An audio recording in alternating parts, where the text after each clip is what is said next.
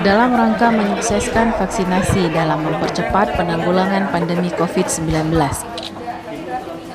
Kapolres Aceh Timur AKBP Eko Widiantoro SIK MH memantau langsung jalannya vaksinasi yang diperuntukkan bagi lansia.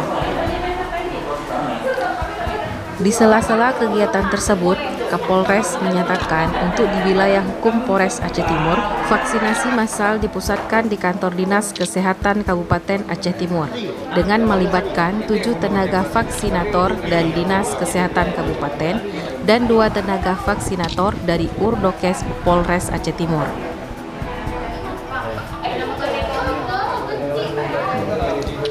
Didampingi asisten 3, Tereza Rizky MSI bersama Kepala Dinas Kesehatan Kabupaten Aceh Timur, Sahminan SKM Mkes. Kapolres Aceh Timur tampak menyemangati masyarakat yang mengikuti vaksinasi.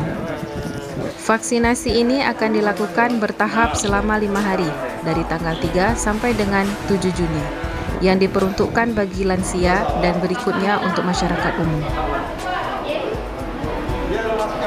Kapolres mengatakan, tentunya kita semua berharap vaksinasi ini dapat berjalan efektif dengan segenap dukungan dari seluruh elemen masyarakat demi meredam pandemi COVID-19.